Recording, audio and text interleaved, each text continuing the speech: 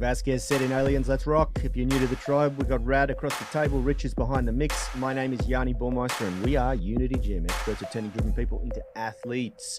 This episode is brought to you by the Unify Movement System, the only online program that balances strength, flexibility, and fitness in an efficient 60-minute workout so you can unleash your inner athlete. Get daily coaching by us, plus our epic gym and home UMS programs, extensive exercise library, private coaching group, and weekly coaching calls. As a valued listener, use the link in the description to get your first month free. Before we get started, a big warm welcome and shout out to everyone tuning in and watching on the Unity Gym YouTube channel. Remember to smash the crap out of that like button. The more likes we get, the more legends just like yourself get to see this content. And as always, subscribe if you like what you see. I'm super excited to announce that joining us today, we have Phil White from ADPT Physio. And if you didn't know, Phil started work in the fitness industry in 2012, first as a remedial massage therapist, and then went on to study exercise and sports science and a doctor of physiotherapy postgraduate degree. Now he runs ADPT Physio, where they specialize in delivering the athlete rehab experience to everyone. Phil's been a massage therapist to the GWS Giants AFL team, Olympians, Paralympians, and a number of other professional athletes. Welcome to the show, bro. Thanks, guys. Always great to be here. Always good to have you here. So today we are diving headfirst into a question, great question from Helen Madge from the UMS Online Coaching Group. Helen asked, does it make a difference if you split workouts up, i.e. 2 half-hour sessions versus 1 hour session? And is there an optimum workout length? This is a very good question. We're going to go around the table. We're going to get some insight from all of us, how we like to train, the results we get, and then get a little bit of the science to support what we're talking about too. Sure. So if we're going to finish with the science, we probably should start with me. The practice. Yeah, the practice. Yeah. Look, first things first, I'll say this really comes down to what you can afford to do, how much time you can afford to outlay. Because what I'm about to tell you, what works for me and what I do, most people their jaw would hit the floor if they tried to match my commitment to training. And funnily enough, this is how the UMS originally evolved, because when we first started the UMS, not really having any experience with doing online coaching and knowing what people could and couldn't do, I basically just wrote a program that was really good based on what I can do and what I do. And I'm not talking about skill level, I'm talking about time-wise. So I just wrote a program with the consideration of how much time I put into training. People loved it because it's phenomenal. But what we found very quickly is that the majority of people could not stick with it after the first month because it just took too long. Even if you really knew what you were doing and you just put the pedal to the metal, the workouts took 90 minutes, which meant that for most people who had to keep looking at the program card and go over to that bit of equipment, the workouts would take over 2 hours. Yeah, one of the things that we need to take into consideration that we didn't is that we've built a gym on the efficiency model so that everything is exactly where we need it to be to do our workouts, whereas most people in a big gym don't have that luxury. Yeah, but that said, the way that we've done the new UMS workouts, it is a lot more in alignment with that. 100%. And so what we did was we went back and completely rebuilt the UMS gym workouts and the UMS home workouts so that they are done in 60 minutes. And so that's the first thing I'd say. You have to figure out how much time you've got. Moving away from that, if I'm talking about personal experience, we all have coaches, Yanni, Phil, Richard, myself. We learn from people. That's how you get better in life. So we coach people and we get coached ourselves. I currently work with a phenomenal coach who my workouts, I have to do 2 workouts a day, and the morning workout goes for about 2 hours, and then the afternoon workout goes for about 1 to 1.5 hours. Most people would hear that and just think, oh my God, how could you do that? But it's not high intensity work for the whole time. The morning routine there's a lot of movement training, which is, you might call it light mobility training. There's some handstands in there, and then it finishes with some, soft acrobatic movements that get my heart rate up, but they're certainly not, it's not like I'm, 1RMing or anything like that. Whereas my afternoon workout is strength training. It's straight up strength training. It's five sets of, however many reps, and you're going for it with calisthenics. Now, if I was to put both of those workouts together, then I've already done 2 hours of training before I get to my strength training, where you need to be able to produce maximal effort. And that would just be impossible. You like, by definition, you can't produce maximal effort if you're already fatigued. You have to be in a relatively fresh state. So for me, the way that I'm training, doing 2 sessions a day is really optimal. But I'm a coach. This is my life. I've been doing this for a long time, and it's important to me to continue to evolve and continue to get better and research things and learn from different people. So that's my life. If you're somebody who struggles to find an hour a day of training, then to ask the question, would it be better to split my workout into 2? You'd have to ask yourself, well, what would work better for your life? Would it be better for you to do 30 minutes in the morning and 30 minutes in the afternoon? I'd argue most people that I've trained, that wouldn't be better, purely because you might say in your mind, oh, this would work well, but it actually is really hard for most people to find. It doesn't even matter if it's 15 minutes or an hour, but to find a block of time in the morning and a block of time in the afternoon to train, for most people, that's just unrealistic. Yeah, and this is where I want to go next, which is that, there's so many variables that need to be taken into consideration. And the first one that you just spoke about then is time. How long have you been exercising for? Because for an absolute beginner, the intensity and volume that is required to give you the amount of stimulus you need to adapt positively, to have a positive adaptation to the exercise, because you can have both a positive or a negative adaptation to exercise, and Phil's going to talk about that in a moment, and the dosage and all that sort of thing. But for an absolute beginner, it's much less, and so I would say that it's much better for you to just do one workout. But then there's other variables that you need to take into consideration, and that is sort of what goal you're going for. If you're doing a bodybuilding workout, or if you're doing a fat loss workout where it's just about displacing calories and disrupting your homeostasis and your metabolic system, then you want certain levels of accumulative fatigue. So breaking a workout up, you're going to lose that the accumulative fatigue benefit, which is how fatigued your body is at the end of the workout, how much it's going to disrupt your homeostasis, your metabolic system, and create EPOC, exercise post oxygen consumption, where you're burning calories at a higher rate for the remainder of the day as your body settles down and recovers again. So there's all these little variables that take into consideration. With our program, believe it or not, the Unify Movement System, if you were to take it into like athletic development, it's probably not the optimal way to train, because we're actually hitting all different energy systems in the one workout. We're going for strength, we're going for cardiovascular adaptation, and we're going for flexibility adaptation. And there will be sports scientists out there that'll say, well, that's not the optimal way to train. You shouldn't combine those attributes in one workout, because they're asking the body to do different styles of things. But what we've found over the last 20 years of training people is that the biggest problem that we face is the fact that it's not about what we do in the hour that we're at the gym, or the 2 hours that it's everything else we're dealing with, everything else that comes up as competition for that workout. And what we've found is focusing and optimizing efficiency is the number one key to most people getting a good result. And the proof is in the pudding. Our guys get at Unity Gym. I've traveled to a lot of gyms. I have a lot of colleagues, and I am yet to see a large cohort of their members achieve anything near what our members achieve. And I know that's big noting, and that might seem like, oh, you're full of yourself, but I'm serious. Like the majority of our guys get incredible results, and I don't believe it's because the formula is the best. The fact that we train strength, flexibility, and fitness could be in one 60-minute workout efficiently could be argued that that's not the optimal way to train. But from an efficiency standpoint, and the fact that everybody gets a nice dose of everything consistently throughout the week, when you look at a 12-month period, it produces phenomenal results. So you've got to look at, okay, what am I trying to get the absolute best possible, squeeze the last 2% of performance and adaptation out of my workout? Am I an elite level athlete that needs that level of scrutiny in my workout? Or am I, just trying to get a really great result? Am I just trying to transform my body? Am I trying to get more flexible? Am I trying to, what's your goal? And then there's a lot of variables that come into play.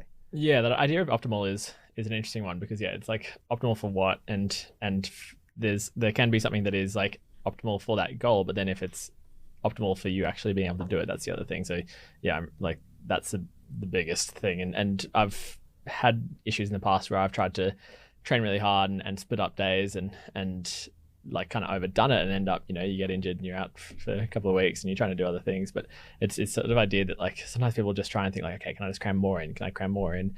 And then you end up like, sure, getting some really fast progress in some of the areas you're after, but then if that then leads to now like a month or 6 weeks of having to recover from that or causing injuries because you've just acutely overloaded, then while that 2 weeks section might have been optimal that you were really pushing yourself, if you look at that if you zoom out, then yeah, certainly you can see how suboptimal that can quickly become. So yeah, it's just a really common one I see when working with particularly like physio patients from the Unity community, because it's more about like, how much can I fit in?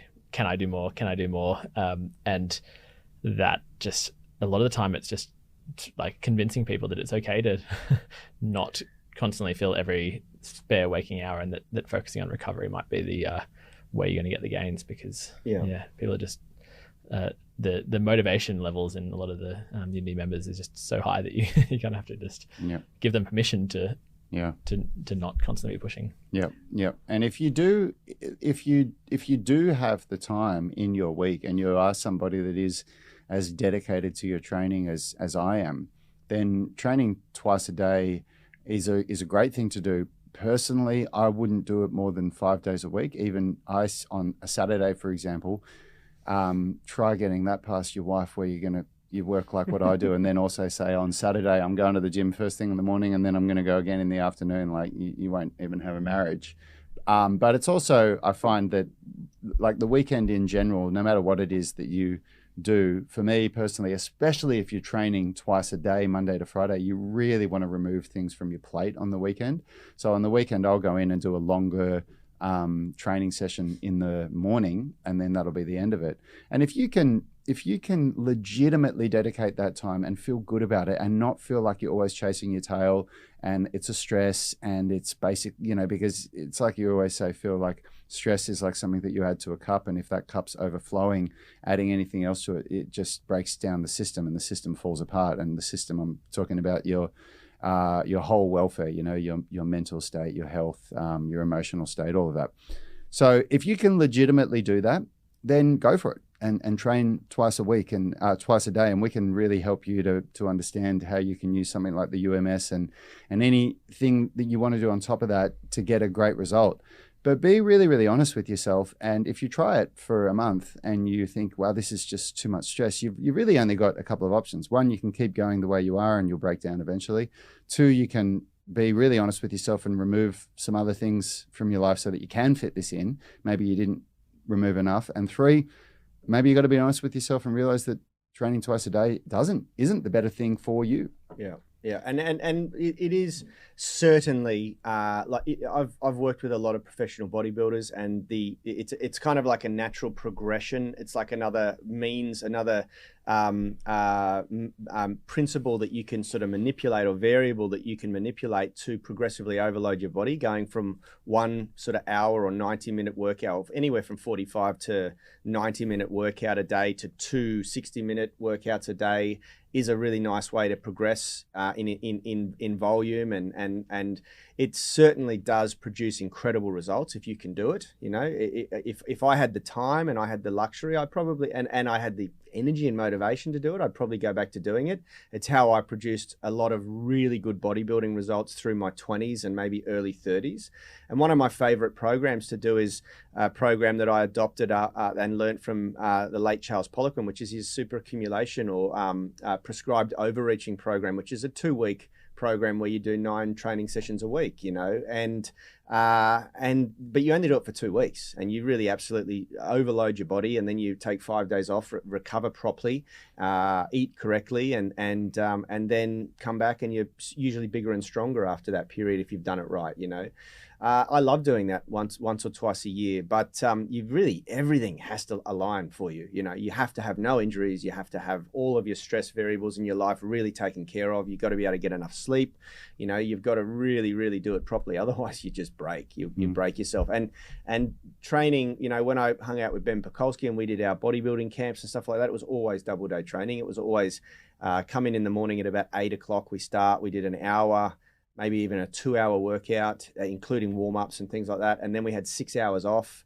And, you know, I remember it was hilarious lying around on the gym floor, just watching guys try to get a bit of sleep, try to eat, get your calories up, you know, they're loading massive amounts of supplements. And then we did another workout at roughly 2 or 3 in the afternoon for another 2 hours, you know, but we only ever did that for about a week or two. And then you were just like, it was like, just wrecked. Yeah, you were wrecked, you know? So, but like, I remember watching a really great interview with Lane Norton, who was talking about some of the best results he ever yielded for his physique and his body when he was really into bodybuilding, was moving to double day training. So, you know, it's like Rad said, if you've got the time, if you can do it, if you can fit it in for your lifestyle, it's certainly something to experiment with, because it does yield great results, but you got to make sure you do it properly. You got to still be recovering properly, because remember, you can have a negative adaptation to exercise if you get the dose wrong, you know.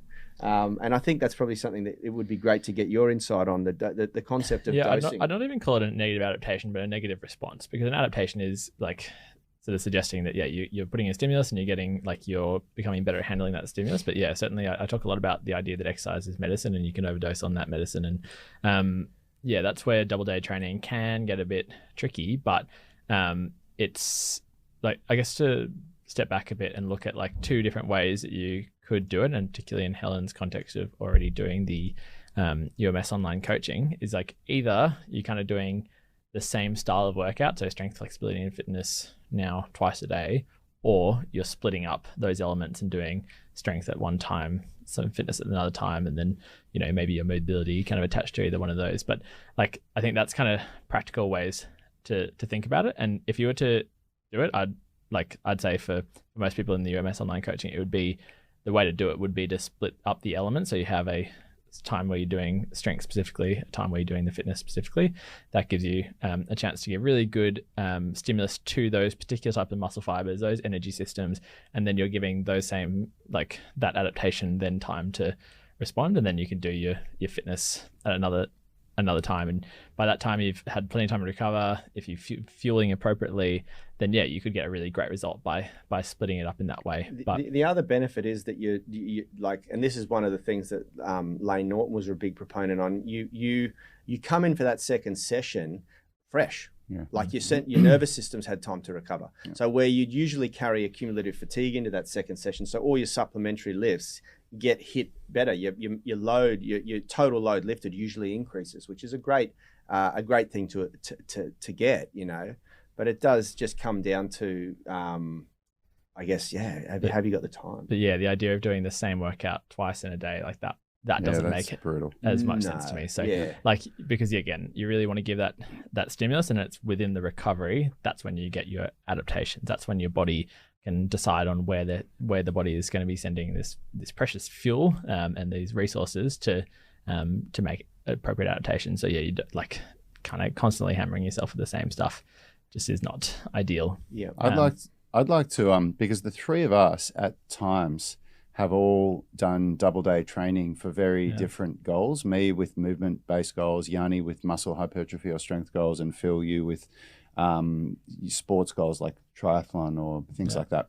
So let's go around and I'll start, and we'll just talk about what double day training looked like for us and how it worked for us and how you can do it for those who are listening and thinking. And the first one that I'll start with is for anybody who is a UMS member and who has our masterclasses. How can you do double day training and use it effectively? And what Phil said is one way to do it if you were wanting to split up your UMS fundamental workout.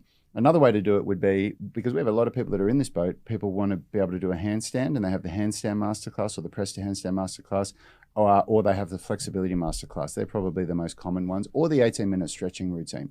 So if you had any of those masterclasses, the way that I would do it, and you could dedicate 2 training sessions, one in the morning, one in the evening, I would do a morning session where you work on the masterclass, and you might not do that every day. Like, for example, a press to handstand, you absolutely would not train that every day. 2 days a week maximum is enough. Whereas the handstand masterclass, as we periodize it, you can definitely get up to doing 5 or 6 days a week doing that. It's a different way of training. And the flexibility masterclass, you can absolutely do 5 or 6 days a week of training. So to do one of those in the morning, because each of those, if you if you're not really rushed, you could easily do a 45 to an hour workout, 45 minutes to an hour on just that masterclass. Then have your 6 hours, 8 hours break, and then do the UMS fundamental workout, which is basically the home workouts or the gym workouts. Yeah, can I suppose you've just brought up a really good point there, and I should have clarified. So when I was talking there about the interference effects of strength, flexibility, and fitness, but skills is a whole nother beast, and I've talked about it quite a lot, that frequency is the biggest factor in skill development. And if you can be spreading out your exposure to skill practice and balance practice, and that's going to be a really effective way of progressing quickly.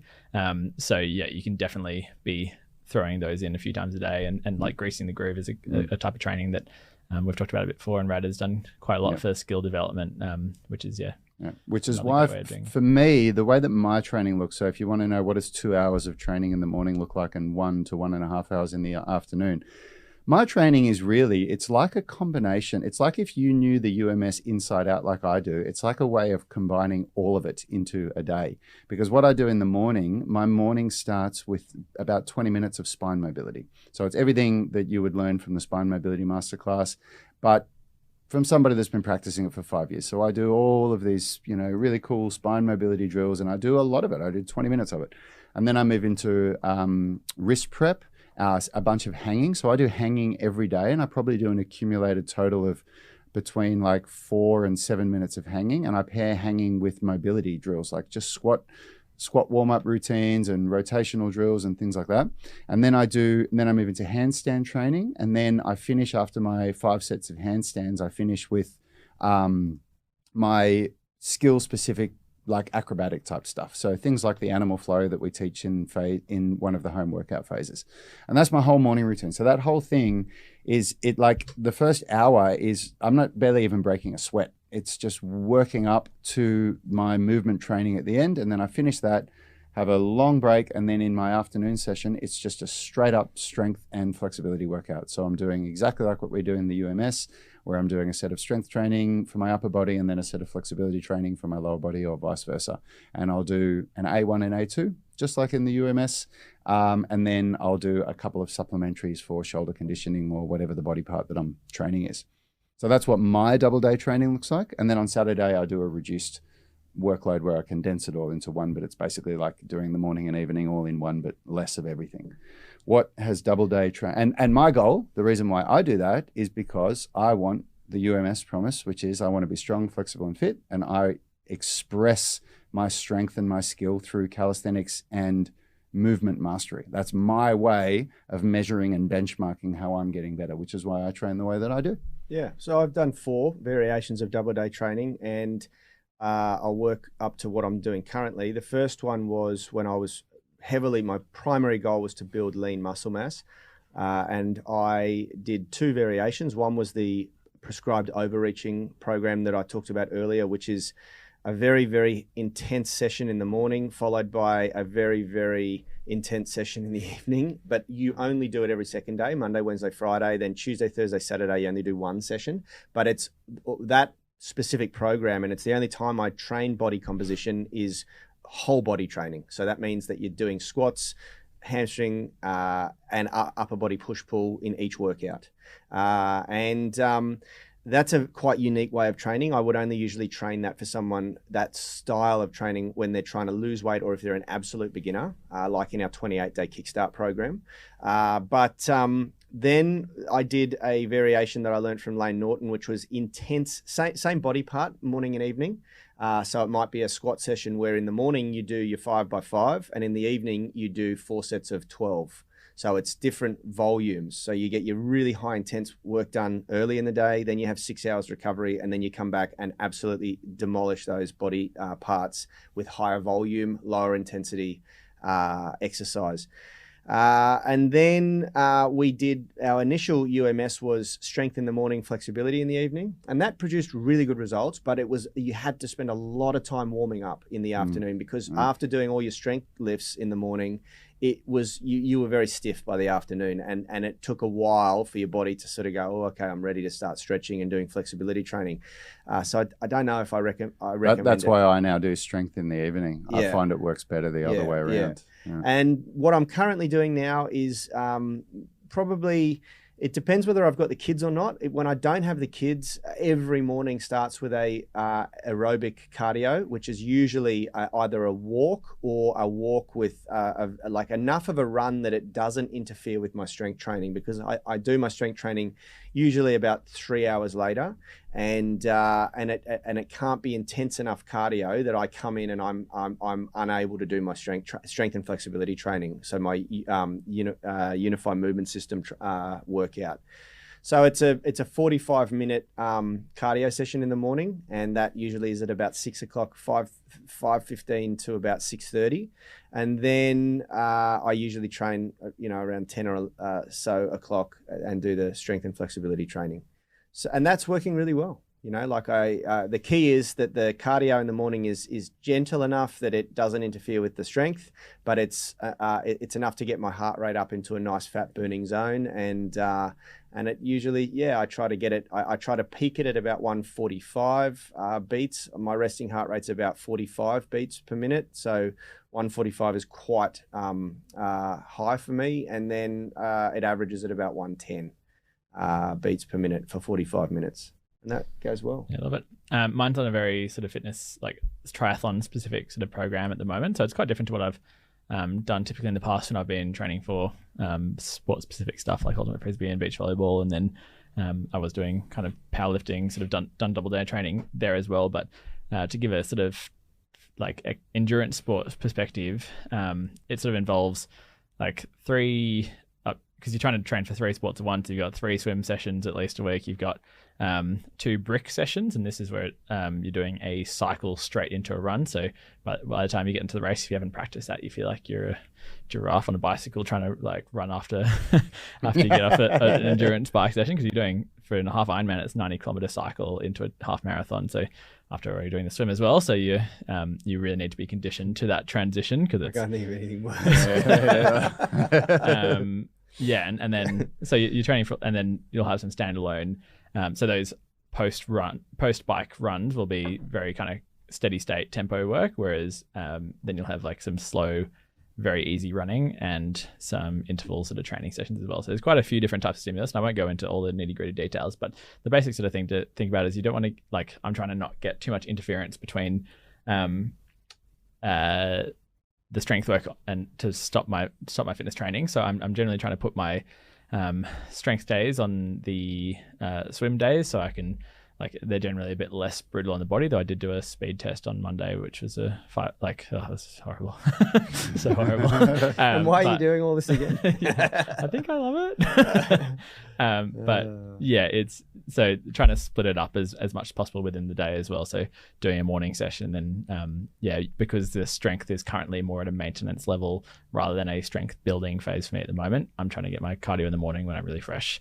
And then if I'm fitting in some, I either alternate between doing strength or mobility in the sort of later part of the day. But again, because I am pushing myself on that endurance side of things, I just can't be also pushing myself in the strength side. Yeah. And that is a really important thing to highlight. It is very hard to push yourself at the same high level in multiple different, energy systems, even if you're doing double day training. Yeah. And I do think it's quite important, unless you do a very short sprint like what you described, it's really important to kind of make that clarification of which one you want to see the biggest gains in. Yeah. Yeah. I should clarify.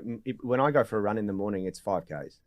It's really not very long, far, And just to kind of, because I love the UMS and the way that it gives sort of like that structure, but for me, I can't do something that does strength, flexibility, and fitness after I've already done all of that sort of intensive endurance work in the morning. But I definitely use the framework of how the strength is balanced. So, like doing the upper body push pull days, I'm not doing full body sort of strength stuff so much. And then I'm still using the like a lot of the same mobility work as in the evening / afternoon of my running and cycling, but I'm not doing it as a whole extra workout on top of doing that, because I've got to realize, like, okay, how much have I filled my endurance bucket, and how much have I filled my strength bucket, and how much have I filled my mobility bucket, and you can't just be filling them all the time. So Awesome. Well, look, and the last little bit that Helen did ask is there an optimum workout length? And I hope by now you guys will probably be able to put that together and answer it for yourself, which is that there's just too many variables to take into consideration for us to say that. You could argue that if you're going for muscular hypertrophy or strength, muscular hypertrophy, I would say you could argue that 45 minutes to 60 minutes. If you're training at a really high intensity, you're going to be pretty cooked after that for most people, unless like you'll see professional bodybuilders doing 2-3 hour hypertrophy workouts, but you've got to understand that they're not running on natural fuel. You know, most of them are running on exogenous hormones and things like that, which does make it easier to, it really makes it easier to be able to do that. So take that into consideration. I remember when I did the PICP certification with Charles Poliquin, he said 45 minutes to 60 minutes. If you're getting the intensity right, is plenty. You'll start to see a massive decline in ability. And he used to say the moment that your strength drops by about 10%, that's it. The workout for at least that body part is done. As you become more conditioned and more adept and you're mixing more in, then that can increase, like Rad's workouts. But it really comes down to the intensity that you're working at and also your training age, you know, where you're at. And then the last big variable is, what are your goals? You know, if your goals are just to displace calories, then usually the more the better. But it all sort of varies. Yeah, just remember that an optimal program that you're not doing is not optimal. Is not optimal. That's exactly right. Any workout is better than no workout. I love that. Yeah. All right, guys, that's all we got time for. Remember, if you would like to connect with Phil outside of the podcast, Phil can be found on Instagram at ADPT Physio. You can also book in for an in-person or online session with Phil at adpt.physio.physio. Thank you for joining us. Always love it. Thanks, Rad. Thanks, Phil. Thanks, See you in Richie. the next episode, everyone. Have a great day.